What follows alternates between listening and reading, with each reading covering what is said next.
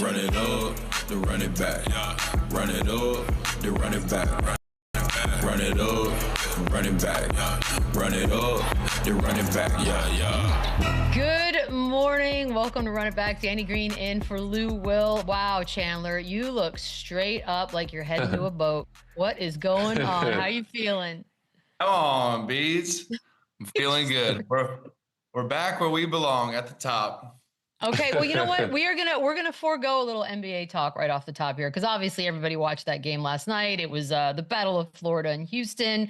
Florida's had some interesting games throughout this tournament, Chandler, and yet somehow, some way, top of the mountain. So let's just assess last night. What'd you see?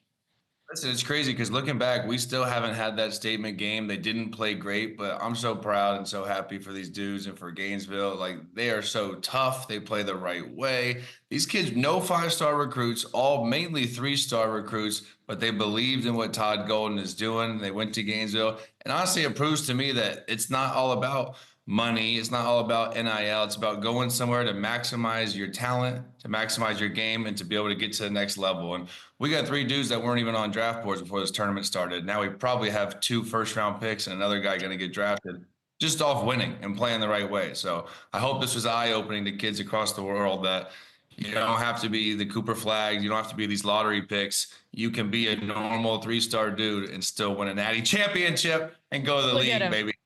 Look at him, Danny. He is so happy today. Did you like the game? I did. It was a good game. It was a good game. Okay. They said that they didn't play well, but they fought, and that's kind of what Houston has been doing. Last game in the tournament, they played really hard. So I feel for Houston because this was their game to lose. I think the refs got involved too much in the second half, but it was a really good game. Both teams fought and showed character. So, I mean, that's all you want to see, right? As a fan, you want to see a good game. My team wasn't in it. I actually had Florida winning in my bracket. I had Florida winning, but deep down I was rooting. I feel like Houston is, I'm going to say the underdog, but they haven't won one in a long time. So I was kind of rooting for them to try to get one. Forever. It's been like forever. How about this too, Danny? The first and only college to have 3 natties in basketball and 3 natties in football. How do you feel about that? You're like the Harvard of sports. I love that. That's what they say. That's what they say. Hey, their words, not mine. In the their words, not mine. Can we talk about the guy that I think everyone fell in love with throughout this tournament is Walter Clayton Jr. 0 points in a first half, which is crazy. Still named most outstanding player of the tournament. And now all of a sudden, I think, Chandler, he's one of the guys you were talking about. Maybe didn't have NBA dreams a few years ago, and now here we sit. So let's just try to pick and choose where we would love to see him end up in the NBA. Listen, this kid's been doing it all year long. So now I'm glad that everyone got to see it on the biggest stage, March Madness. There's a lot more people tuning in, but he's been great for us all year long. He was first team All-America, so that doesn't just happen in March, you know what I mean? So this kid is fearless. Todd Golden said there's not another player in college basketball. There's going to be guys that get drafted ahead of him, but there's not one player in college basketball that is more clutch, that is more fearless than this dude. And where I was impressed last night is he struggled. He was pressing a little bit early. Houston is a scrappy, tough defensive team that really locked in on him in the first half, and he didn't get rattled. And he came up huge with that big kind of contest at the end of the game to pretty much seal the national championship for us. So he still had 7 assists. He still had 5 rebounds. He's a guy that can impact the next level. He's a fearless scorer. Now he's going to have to earn that green light that he has at Florida then in the next level. That's going to take time, but he's a dude you can plug and play on any system, any team. He has an absolute clip from 30, 35 feet. He gets it all fast. He's bigger than you think. He defends. He does a little bit of everything. So I'd love to see, if I'm a GM, after watching that, I'm giving this dude a chance, and I am taking him top 20. No, Jay Will's got a little bit hilly with Jay Will saying he could go second. I don't know about all that. It's my guy, and I love it, but he's a bona fide first-round pick, and he proved that in the last 6 games. Yeah, I don't think there's a bunch of point guards I'm taking in front of him, so it's all situational. And I would just love to see him on a good young group. I don't want to see him be in a team where they're not, he's playing a lot of minutes and having to try to carry a team, because I don't think he's ready for that yet. But if he was to land in like a Minnesota and be behind like a Mike Conley, I know they have Rob Dillingham there, but Mike Conley doesn't have a bunch of years left there. So, or Houston, where you can learn from a Fred VanVleet, or, you know, a team that really needs a point guard like Orlando, you know, like those good young teams. That's fun. I think would be good. And you know, we know Boston can't keep everybody together. That's a lot of pressure there, but you know, that wouldn't be a bad, like him being on a winning team right away. Cause I think that's what he needs to be around, winning atmosphere, you know, winning players, and learn, and also like have help. Cause if he goes to a situation where it's a losing situation, I feel like that could be detrimental to, you know, his career. Orlando makes too much sense. Orlando's almost, it's like a movie. Come on, it's like a Disney movie. That would be incredible. My favorite stat of the night is that Florida led for 1 minute and 4 seconds. Like, that's my favorite stat of the whole. Like, that makes no sense to me. So crazy. I love it. It's insane. We do want to mention really quick though, Danny, I'll start with you. Cooper Flagg obviously eliminated in this one. Is there a world, and there are some conversations out there, but is there a world in which he goes back to Duke? Not in this one. I mean, there's alternate universes. There's a lot of things people believe in, I've seen on TV. Maybe in those worlds. In this world, it doesn't make sense. I just don't see the reason why. You know, I mean, college, they do pay players now a pretty good penny. You can live for free. Yeah. But being a #1 pick, I don't think there's colleges paying that type of money. And the goal is to be in the best league, right? To be in the NBA. And I don't think college is going to do much for him. You know, the discussions now for kids, like, I mean, it's always been, are they leaving too early? Do they need another year? There's nothing that college is going to help him to adjust or get ready for NBA than the NBA. You know, he should just get there. Guys like Dylan Harper, the same, like, oh, should he? Rutgers is not going to help Dylan Harper. You know, it's like certain schools. Now, Duke, pretty good. This is the only good thing I'll say about Duke for a while. I get pretty it. good school. So he could learn some things, but no, college is not going to make him or groom him any more than what he is or polish. He needs to get to the NBA, get the NBA reps, and learn sooner than possible. The reason why he classed up, the kid's a high schooler, but he's done enough to where there's no reason for him to go back to school. Yeah, I think when you're a Cooper Flagg type talent, you've done all you can at college. You're trying to go to the league. You're trying to get 1 year closer to that big max bag contract. Going back to Duke this year to get $6, $7, $8 million, that wouldn't be the worst idea, honestly. But if you're ducking a Charlotte or a Washington, I think that's a little bit silly because those teams are most likely going to be there next year. And a lot can happen from then. So if I'm Cooper Flagg, I already skipped a year in high school. Why would I waste 1 more year before I get that $250, $300 million deal in the NBA when I'm ready now? And you could work on things. You could work on some fundamentals, maybe that, like, you can do that. Shooting, stuff like that. Whoever gets the #1 pick, Michelle, he's going to be able to work on it there as well. It doesn't. There are no clutch shots coming for Washington or Charlotte ever in the history. Do you think he should go back? You think he should go back to school? No, I mean, I would look. I wouldn't. I would get all the money, but you know. Yes. So the #1 pick is getting like 12 to 14. Like, the minute he declares he's guaranteed $50-60 million, like. College is not giving you that. They said 6 or 7 million, maybe 8. That is not #1 pick is damn near double that today. Yeah, I know the fact that he's #1 because aren't there like the Gillespie brothers? One's in college, one's in the league, and the kid in college is like dwarfing what his brother makes in the league. So to me, that's just Texas funny. Or something, getting $3 million. The other brother starting on the Suns making $600,000 or like something. A minimum. So good. Okay, speaking of, I guess we can get to the NBA now. We are an NBA show. Man, Kings, I don't understand anything about you. Here we go. They beat the Pistons 127-117. Zach LaVine with a season high 43 points. He had 8 threes in that one. DeMar DeRozan with 37, Sabonis with 19, 15, and 10, his 50th triple-double with Sacramento. They've now won 3 straight games, and at one point trailed in this thing by 18, Chandler. Look, we already know what the standings look like. Frantic time right now. What do you think? What's the ceiling here? Can they make it happen, Sacramento, and get in this thing?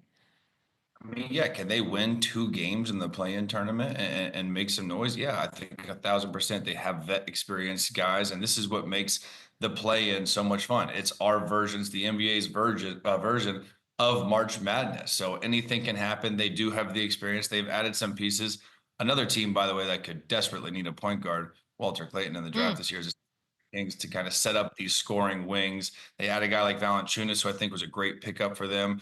There's some murmurs about Sabonis. Maybe he's the next one to go. He's unhappy. Who knows there? But I think they have enough to be competitive. They're not a contending team, but sure, I think this is why the play-in is so special and unique, because all it is 2 games. And then all of a sudden you have this vet experienced team against the young Thunder team. Obviously, I think the Thunder are going to be huge favorites in that series if this were to happen. But yeah, no doubt in my mind, I think the Kings can win 2 games and get out of the play-in. I don't think that's crazy to say.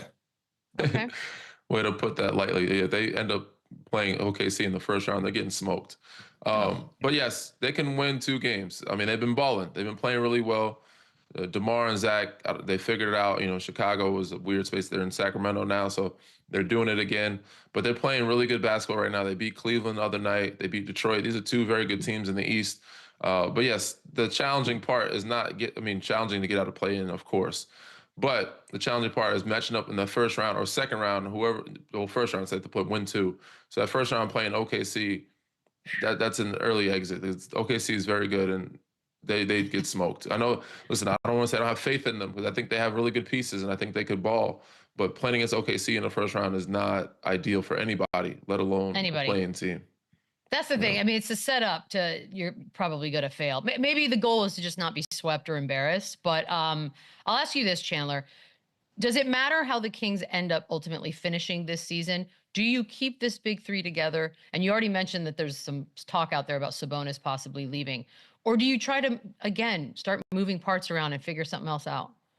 And obviously, I think you get the most by shopping Sabonis. Who can you get back from that? Maybe you can go and get a point guard. You can go and add someone in the draft that can help you. But they're kind of pot committed, in my opinion. I feel like this is their squad going forward. They've kind of shuffled the deck. They shocked everybody by not giving Fox that max extension and trading him. So I think that was kind of the first step of rebuilding. Then they go and added Zach LaVine, who's been absolutely balling, conference player of the week or month at one point since he's been there. And they have enough talent. Look across the Western Conference, man, it is loaded. It is stacked. Yeah. There's so many teams above them that are better, that are younger, that are more fit for the future and right now. So I think you always have to kind of look at the landscape of the conference and maybe make a decision going forward just off that we probably don't have enough to contend in the near future. But they do have pieces and they do have talent. I think the best move is to shop Sabonis, see what you can get back for him. But man, he's your best player, and he's someone that you'd like to build around. I just think you can get the most back for him rather than like a DeRozan or a Zach. This is depressing. I agree with Chandler, but they would look crazy if they were to try to, like, you traded for all these people. You have to give it time. You have to see what it looks like first. Ultimately, in my mind, I don't know if it's going to work. I don't see it working. They have really good players, but I just don't think they fit well together to be a winning or a contending team. So ultimately, I think they're going to have to blow it up at one point. But to make that call that early in next season, or you just you're just making it seem like, oh, we made a bad decision. Like, that's too soon to say, oh, we made bad decisions. But you have to see it play out. You have to give it at least a year to see, or at least by the deadline. That's still pretty soon. But you give it till February, and if things don't work till February, then I would blow it up. But ultimately, I don't know how well it works, because they have too many of the same pieces. They need a point guard. I don't know if Sabonis is happy. Letting De'Aaron Fox go, it was a mistake, but obviously he wanted out. So that was his decision, but I would have did everything I could to try to keep him. Like, I would have tried to change his mind. You know what, Danny? It's too bad. They didn't, did they? They let him go, and that's okay for everybody involved. Yeah. He's in San Antonio now. You're happy. Everything's fine. Even look at the team behind them too, Dan. Like the Trailblazers, they've caught fire a little bit. The Spurs, they're coming. God knows what's going to happen in Phoenix this summer, but they have a lot of talent. Dallas Mavericks coming back next year healthy with Kyrie, with Anthony Davis. They're going to be a better team in Sacramento. So it does feel like they need to add something or add a couple pieces, or they need to shake it up a little bit. But man, the West is just deep. So when I'm sitting here and I'm scrapping to get in the 9th, 10th seed just to give a chance to play in the play-in, we have to add something. We got to do something different. It's just every time I flip back and forth on my screens to the standings, it's just West. Real quick though, on the Pistons, and it's almost 2 different questions, Chandler, because if you are the Pistons, Would you rather stay in 6 than face the Knicks, or would you rather face the Pacers? Now, as a fan, we might have a different answer, but if you were the Pistons, what are you thinking? I don't think they care, and I don't think JB Bickerstaff's care. This team is so tough. They play hard nosed. They're gonna scrap. They're gonna claw. I don't think they care. I think the Knicks are more talented than the Pacers. I think the Knicks will be a harder matchup for them, even though they've had some struggles. But now that they've got Jalen Brunson back and they're kind of getting their whole squad healthy and whole again, I think the Knicks are a better team. But the Pacers are hot lately, and the Pacers can beat you, and they can run you out of the gym. And now with Halliburton and them playing fast, getting back to that early pick and roll, playing how they did last year, there's not going to be an easy matchup regardless. So I don't think they mess with it. I don't think they sit. I don't think they wait. I think they win as many games as possible and just see who they play. But if I had to personally pick as a Pistons fan, I'd rather the Pacers than the Knicks. It's crazy because as a fan who just wants to be entertained, Danny, I feel like a Pistons-Knicks matchup is going to be spicy. Yeah, as a fan perspective, that's the one I want to see. But if I'm a Detroit Piston, if I'm in that organization, it's like like Chandler said, there's no easy matchup because Indiana is very good, but I'm choosing Indiana over the Knicks. Like, I'm gonna try to get to that 5th spot to try to play them. If I want a better chance at getting out of the first round. And don't get me wrong, Knicks have been kind of up and down. But they have so many pieces. OG's been balling lately. Mikal Bridges, Jalen Brunson's getting back. Cat said it's just too many mismatches, I feel like, on the Knicks for Detroit. When you play against Indiana, I feel like you have a better chance of matching up with that group, even though they play at a different style and they're very good. They play at, faster pace. I think I have a better chance at getting out of the first round if I'm playing Indiana than if I'm playing in the New York Knicks. But as a fan, I want to see the Knicks Pistons matchup. I want to see that matchup. Give me Stewart in the Garden. I'm here for every minute of that. I'll say this about the Knicks too. We always haggle on Tibbs and his rotations. In the playoffs, those rotations shorten anyways. The minutes go up for your main guys. So honestly, the Knicks are going to be the most ready team and experienced high-minute guys that are already used to playing these type of minutes. So I think that doesn't matter. The depth, I think, is huge throughout the season. When you got guys resting, when you guys got hurt, you can plug and play a guy like a Houston, like a Golden State, those deep teams. But come playoff times, it really is not going to affect the Knicks rotation. They've been doing this all year long, almost to a fault. So the depth issue of the Knicks isn't going to bother them, and they have way more talent on that starting 5 than most teams in the East outside of the Cavs and the Celtics. That starting 5 is loaded. So I would definitely rather face the Pacers, which again, won't be easy. I'm just happy we're getting Pistons. We're talking Pistons in the playoff, y'all. Like a year ago, who'd have thunk it? Sixers Heat was another game last night. No Bam, no Wiggins, no problem.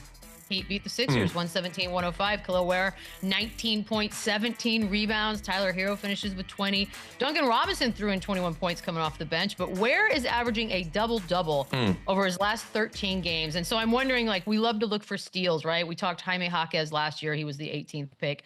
This kid's at 15th pick. What are we looking at here, Chandler? Little treasure? First of all, that tip dunk was insane. He caught it over here. Nasty. You can just tell this dude is so long. He's athletic. He's got so much untapped raw skill and talent where he's definitely a steal in the draft. And you got to give them credit for their scouts and their front office. They tend to do this where they can go in that mid first round, late first round and find a steal in the draft that can help. And obviously with moving off a guy like Jimmy Butler, they're going to need all hands on deck. And this kid is definitely a building block of the future. So this is a huge pickup. And again, the Heat are kind of that Eastern Conference Sacramento team where do they have enough to contend for a championship this year? Probably not. Do they have enough to win 2 games in the play-in and kind of make some noise and be disruptive? They do, and I think they're in that similar situation where I wouldn't be surprised if they can kind of get in there and get that 8th seed. Again, then they're going to they're going to face a really tough team in Cleveland in the first round if they do get that. But I think this team is on something. They got rid of the big distraction, the cloud that was in their locker room all year long, and they had to do that. Now at least they have building blocks going forward with Jaquez, with WARE, with Hero, with Bam. And it's always going to be Miami. You're always going to get free agents. You're always going to get guys that want to come there and play. So this isn't a panic rebuild, but they are some time away, and they have to definitely add to that roster, which they will. Pat Riley's going to always do that, and guys are going to always want to play for Eric Spoelstra. Yeah, in most draft cases, the 15th pick is not a steal. But because this draft class is not that strong and not many rookies have done anything, this kid is definitely a steal. You know, like there's so many guys that are picked ahead of him that you aren't doing much at all. They're not doing anything. Some of them are, and they're on teams that they should be playing and doing well. And some of them are starting to, you know, be late bloomers. But yes, this kid should have been higher. Teams that needed a big that were, you know, that could use a big like him probably should have drafted him. They're probably looking at it like, damn, you know, we missed out on this kid. So yes, Miami got a steal in this draft. He's a double-double. He's very good. He's that lob threat, rim protector. You know, he's going to be good. He has a lot of potential. You know, the only thing that I see with him is that switching out, learning to guard perimeter, you know, shoot from the perimeter a little bit more, but he has good touch. He does a little bit of everything. So in due time, he's going to be a very good piece for this group. I almost feel fun. Oh, go ahead. I was just going to say, we said Orlando for Walter Clayton. I could also see him on the Miami Heat. Another shooting guard. Tough. Staying in Florida. Right in your backyard. Go ahead and do it. Also, he has like a Superman name, and I kind of love that for him, KEL'EL. Like, I'm a big fan of that. Yeah. Guys, I don't know how to even go about this because the Quentin Grimes Is that mystery, what you call him? You call him yeah, KEL'EL? in my mind, I keep saying it that way because I'm like, oh yeah. That's really fun. When I saw it, I was like, when I first saw it, I was like, KEL'EL? You know, just right? It's like Khalil. Superman, yeah. but not. Yeah. But that's how I'm doing it. Sorry, sir. That's the Quentin nickname, Grimes. KEL'EL. There you go. I know. I don't even know if he likes Superman. He's so young. I don't know if he cares about any of that Probably stuff. don't even know what it is. I probably have no idea. To be honest, I don't even know what you guys are talking about right now. Okay, you know KEL'EL what? You're is not Superman's that real young, name. Chandler. Yeah, that's his real name. It's not Superman. Like on his swear to birth God. certificate. Well, it's his name from his planet. KEL'EL is Well, like his the name good from news his is planet. the new movie, Clark new Superman Kent that's is coming his out. name in America. Exactly. Yes. Clark Kent, I've heard. Glasses is Clark KEL'EL Kent. is his name from his planet. You know, we're Marvel geeks who kind of know that silly stuff. And So the new yes. one's coming out, and it's going to be awesome. So just get ready. Yeah. So 29 points is what Quentin Grimes had last night, and he's averaging 23 a game since he joined Philly. You know, it's one of those things where I don't know if it's just new place, new him, Danny, or did Dallas make a mistake getting rid of him? Like, how do you look at this? Combination of all the above. New place, new him. So he's getting a lot of opportunity. Everybody's out hurting, but he has been having a great year. He was having a great year before traded Dallas, and I think the reason why Dallas let him go is because they couldn't retain him. I don't think they could pay him enough to retain him, and I don't know if Philly would be able to either. It's going to be tough. You know, they have a lot of people on payroll, taking up a big chunk of, you know, the cap. It's going to be hard to keep this guy. But I said he's in the right spot, right time. He's balling. They got Caleb Martin in return. You know, if I was Dallas, if they were healthy, this is the guy that I would have wanted to have kept. So, you know, I don't know if it was a mistake, but he is balling, man. He's one of the hottest guys in the league since the trade deadline, since he got to Philly. So, you know, and he's found a new atmosphere. But I said he was playing very well before even leaving Dallas. But, you know, he's getting a lot of opportunity right now. Him and Lonnie Walker over there hooping. Yeah, I'll say it. It was a huge mistake, and I don't know why they let this kid go. It's exactly what they need next year with Kyrie Irving, with Anthony Davis. I don't care how much it is to get this guy. You already let Jalen Brunson walk. You just trade Luka Doncic. Now you're trading away this talented dude that's averaging 22 points. That's an absolute sniper, shooting 40% from the three. He is exactly what this roster, what this team needs with their personnel going into next year. So I think this is a huge miss by Nico, is a huge miss by Dallas. You have to be able to keep a guy like this. And I get it. It's a new situation. He's gone to a team that's playing for nothing. He's got the ultimate green light right now. He's comfortable. They are feeding him the ball. They're running plays for him. That probably wasn't going to happen on a better team that's going for a playoff push and contending for a championship. But Stevie Wonder can see that this guy can play basketball, big shots. And this is a guy that's a young up, like kind of a budding player that has many years left to play at this kind of level. I think it's a huge mistake for Dallas to not re-sign this kid, and it's going to really, really cost them. But at least on a positive note, Philly gets one sort of silver lining from the whole. By the way, thing. pay him. Now you have Jared McCain and him and Maxey with Joel and Paul. Right? It's a gift for Philly. It's a gift. We got to take a quick break. Shaq's really starting to anger some folks, y'all. On the other side, why? Why are we picking on Chet and Wemby, dude, when we return? Run it up, the running back, yeah. We got some you buying that. All right, Chandler, we'll start with you on the first one. So when asked about his emotions, because as we know, Lakers Mavs on Wednesday, that's a big one. Anthony Davis said, no emotions. Are you buying that? No, I'm not buying it. And it's what you're supposed to say. It's what you should say. But any team, any player that goes from, another team and goes back to that franchise, there's always more emotions just walking into that building, going to the opposing locker room, seeing the ushers and, the staff that you've been seeing for years. And it's weird and it's definitely different. So I don't believe that. I think once the ball goes up and he sees the ball go through the rim, obviously then things change. He settles in. It's just another game. But not going into this game, there's definitely more emotions. Just the magnitude of this trade too, this surprise factor. Everyone's shocked. He wants to play well, and you definitely have a little bit of extra. You got a little bit of extra. When you play against your ex team. So I'm not buying this. I think this is definitely an emotional game for him. I mean, I think Luka will be the one to sort of keep your eye on, because that's how does that get handled? Like, that's going to be the weird part. Yeah, this game is Dallas, it's in Dallas. Right? Yeah. So this is the one. This is the one that I wish happened early, right away, because that would have been great. Now, listen, Lakers, it's so jumbled up. They would love to win this game. So yeah, I think it's a bigger deal for Luka going back to Dallas, and Luka's want to have a 50 ball against these dudes and prove yet again that they made a huge mistake. So Anthony Davis, obviously he was hurt when they came to LA, so he didn't get to play on that. So this is his first time playing against him, but much bigger deal for Luka going back to Dallas, in my opinion. No emotions. Yeah, Danny? I'm not buying it at all. And it's okay to admit, like, you were at this organization for what, 6, 7. Anthony Davis has been there for like 6, 7 years before they traded him. Luka the same. So it's going to be a thing for both sides until the end of time. Like, they're always going to see, like, Luka's always going to have a thing against Dallas. AD is always going to have a thing against the Lakers, and also his first organization that he played with, New Orleans. So anytime he gets a chance to go back and play against that team, he's going to want to make a statement. It's going to be an emotional time because he spent so much time there. And he has the same mindset as Luka. He wants to let them know they made a mistake. This wasn't, and I'm also a guy in the trade that people have they've kind of looked down upon AD as if he's like not this great piece to get in return. So he's coming out. The reason why he came back, I think, the end of the season, let people know not only that he's healthy, but I'm no bum. You traded me for Luka because I'm one of the better players in this league too. Because Luka's so good, they look at AD like, oh, Dallas should have gotten more. Maybe they should have, but AD ain't no slouch. He's one of the best two-way players the game has ever seen. And he's going to show that night in, night out, especially against the team that traded him. So there's definitely emotions there tonight, and there's going to be emotions there every night that these teams match up. Man, by the way, Danny, they play the Thunder. The Lakers play the Thunder tonight.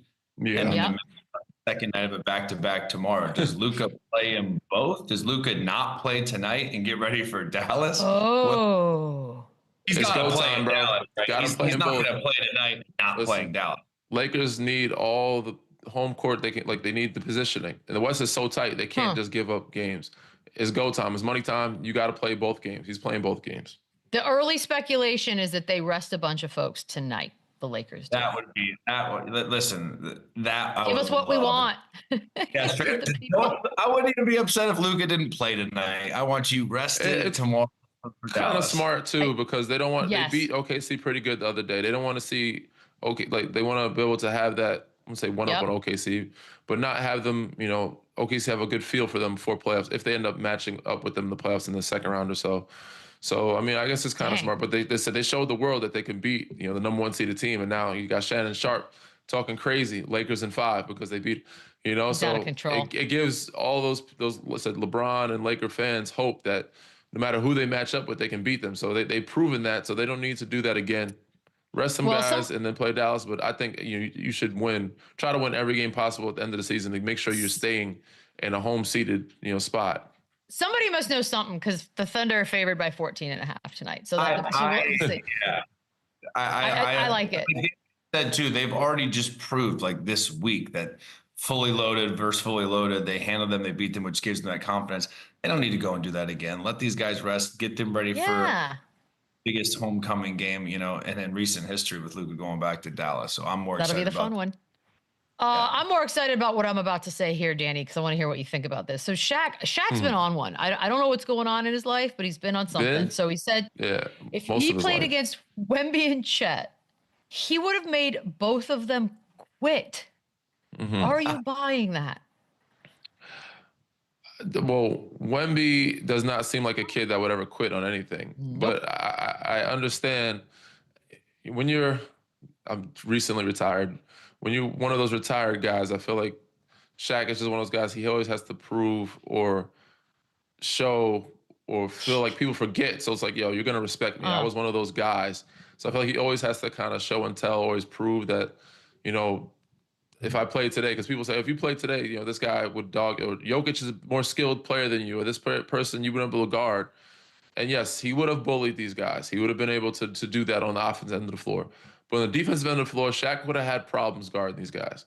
There's no way he's stepping out. He was not even comfortable leaving the paint to guard them on the perimeter, to guard them on lone spot. And, you know, you can't teach 7'4". These kids are 7'3", 7'4". Shaq, you're not blocking those shots, those jump shots. And they would have given him a lot of hell on that floor. But on the offensive end of the floor for Shaq, yes, he could have been playing bully ball, but it's no different than We've seen what Joel did to Wemby his rookie year. So it's kind of similar to that. But Wemby's learned from that. He didn't quit against Joel. And Shaq and Joel aren't different, that much different in size when it came to playing. So if he's not quitting against Joel, he's not quitting against Shaq. Chet, I don't know how much he's played. I haven't seen him, you know, match up with those guys in the post like that, but he's not a kid that's going to back down either. And it's at offensive end of the floor.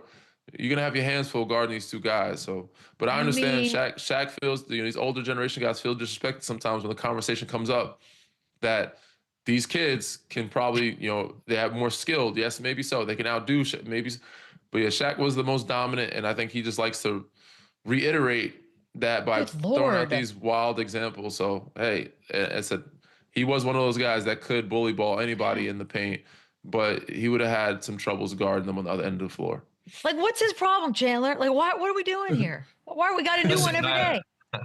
I love Shaq. I don't know what he's on lately, and I feel like most people respect Shaq, and he is one of the most dominant forces in all of the NBA and the history of the game. So again, I don't love the comment. These are two future, you know, faces of the league, two extremely talented, kind of rare size, skilled dudes.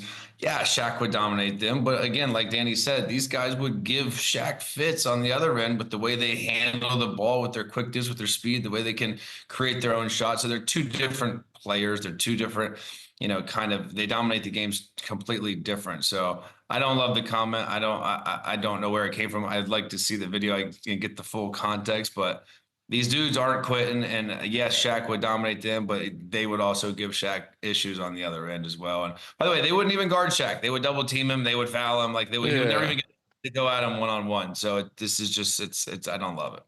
And it's also dependent on the era, right? Because in this era, Shaq, it's going to be tougher. Like the speed is a lot different. It's a lot more, the game was a lot slower back then. So he had the advantage. So I guess if they played in that era, yes, he'd have the advantage to where it could make it challenging for them. But if he had to play in this era where it's 3-pointers and up and down, faster pace, depending on what Shaq you get, I don't know if he, you know, certain Shaqs was not in shape for that or cared to get up and down the floor that much to be able to chase these guys like that. So I don't know how well. I think he would sub out more, you know, and that style of play wouldn't benefit him as much, you know, because we don't go to the post as much anymore. We don't play inside. We don't slow the game down for that. Shaq. And they would they would double team, they would triple team, and make you make passes. Which, I mean, he calls himself Shaquille Sabonis. I don't know how great he would be making those passes, but that double team would be a lot harder to pass out of than, you know, back in the day. Yeah, we just enjoy these two kids' greatness too. I know. Sheesh. What does this go? By the way, I don't get it. See, Shaq used to be a pain in the butt to David Robinson back in the day. I'm having flashbacks of PTSD from Shaq being mean to Spurs. Carmelo Anthony said, Chandler, that SGA is the evolution of Penny Hardaway, Dwayne Wade, and a little bit of James Harden. Are you buying that? I mean, man, those are great three players to be there too. And SGA does have a little bit of all their games, the way he can stop and go on a dime, the way he speeds. No one can speed him up, whether you put a bigger guy on him or a smaller guy on him. He can post up a smaller guy, kind of shoot right over him with his little step back.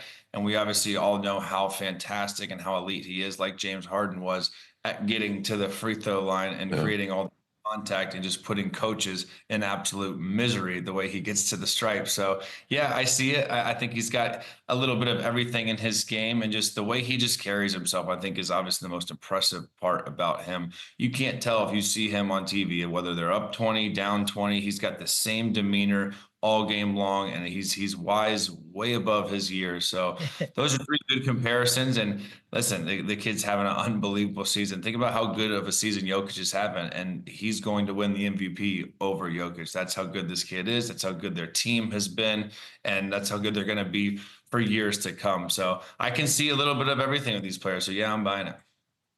Okay. Yeah. I like the modern day age Penny Hardaway comparison.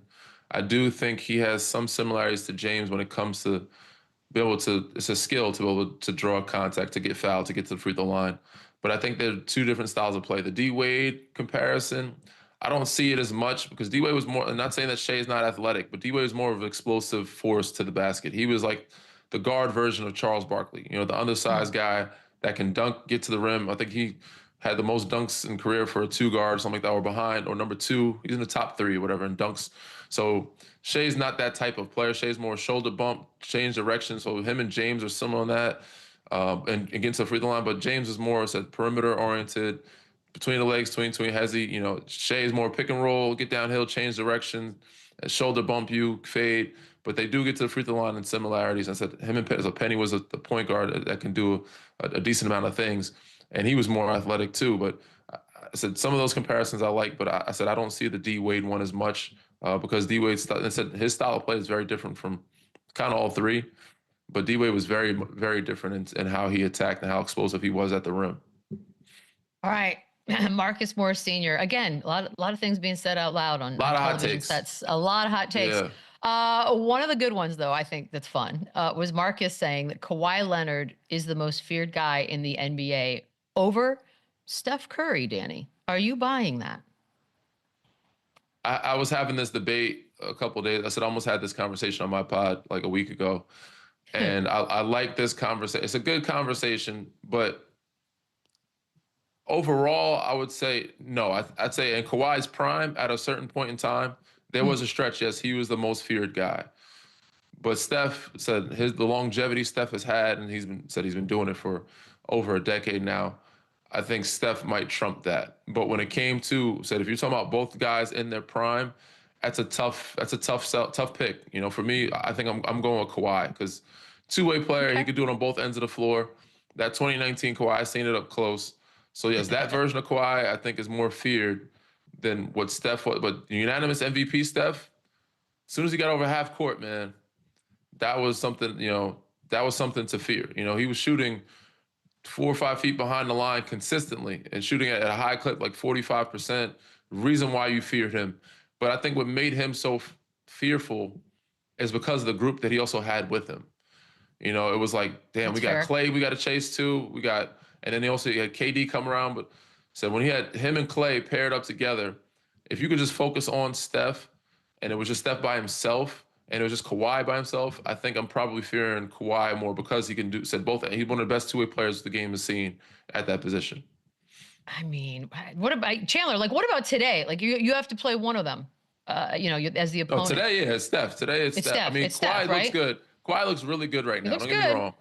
But the last 4 or 5 years, I would say it was probably Steph because Kawhi's had injuries but when he's healthy, he's shown that he can still be that guy. And right now, today, you know, Steph's a little bit older.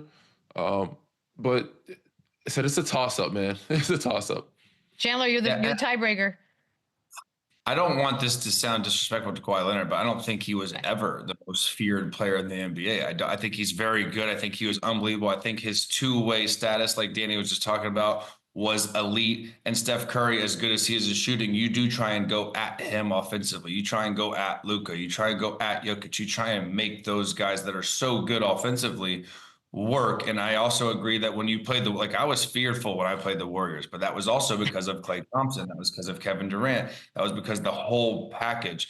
When you played against that Raptors team or those Spurs teams, Kawhi Leonard was a main focal point on that team, and you can't pick on him defensively. He's switching everything. He can disrupt the game more than Steph Curry on different levels. So I agree with that point, but it's crazy. I think maybe just the way he carries himself. He's kind of like that SGA with Kawhi, where he's got a little more talkative in his older years. But remember, his first 5, 6, 7 years, that dude made no emotions. He never talked to the refs. He never complained about a call. Like that was so impressive. How he just carried himself throughout the game. And Kawhi Leonard, listen, he's first ballot Hall of Fame. He is an unbelievable player. But when I think of Kawhi Leonard, I don't think of the most feared player in the NBA. I don't.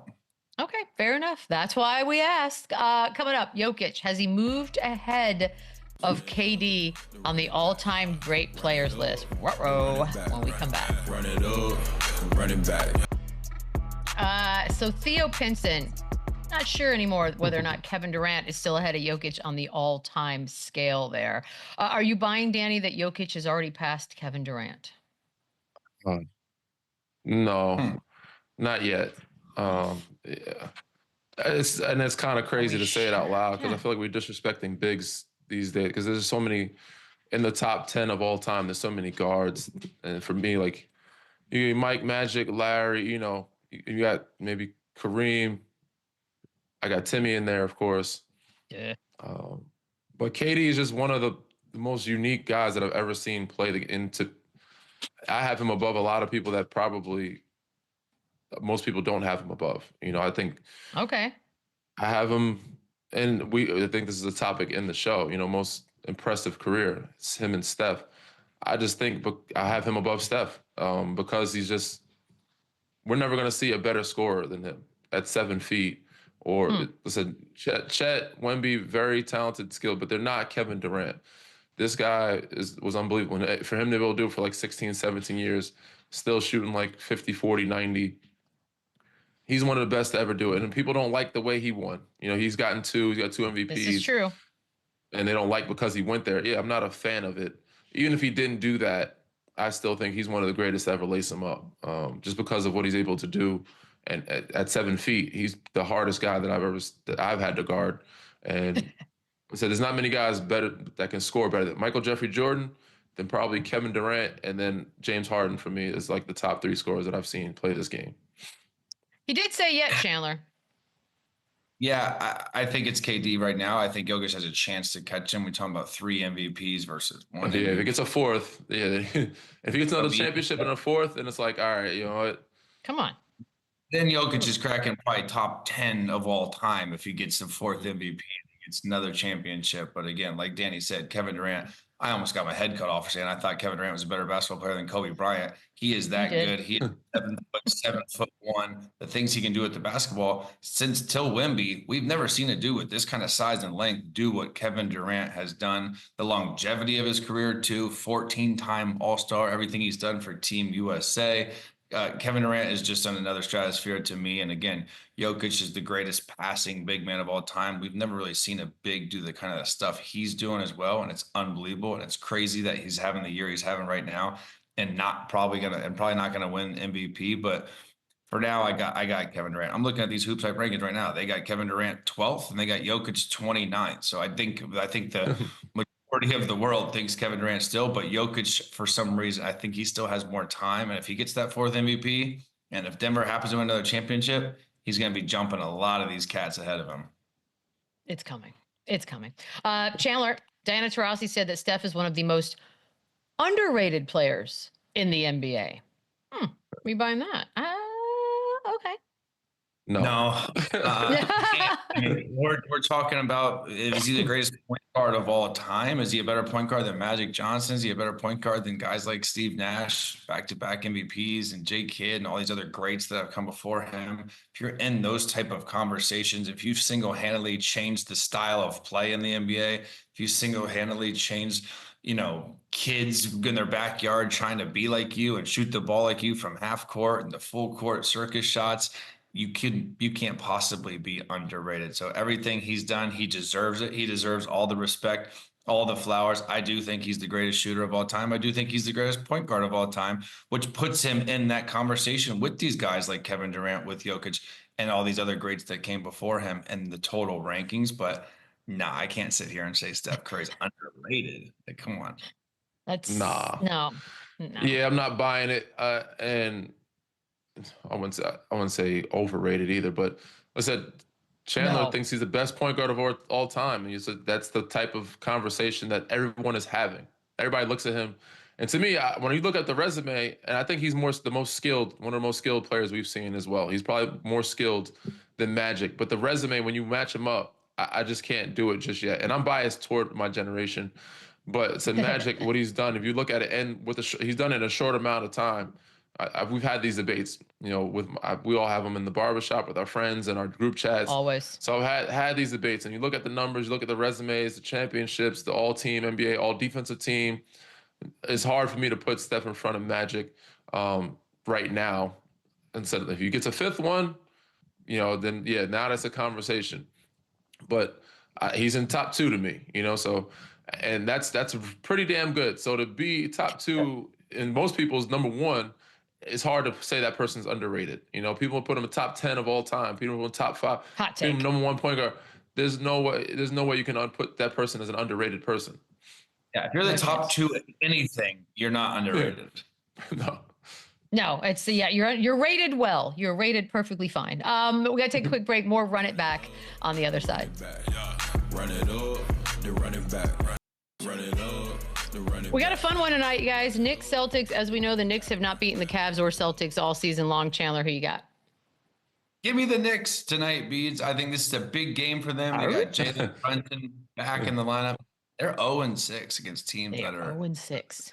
Mavs, Celtics, Thunder. They need to prove to themselves. They need to prove to everybody that they can hang. They can knock this team off come playoff time. I think this is a big game. Also, Tatum and Brown are game time decisions, so I'm not sure who's actually going to play for them.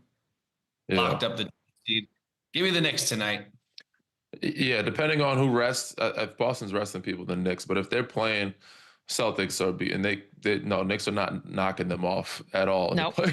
No. Yeah. They can't win. They can't get one win against got their number. Here's what I'm doing if I'm Boston. Number. I'm sitting everyone just to mess with their psyche. Just to, you know, hey, you can't still beat them. Maybe you do, maybe you don't. But even if the Knicks win, you had no one playing. It's not that much of a confidence boost, right? Yeah, don't even give them that. Just rest everybody and let it play out.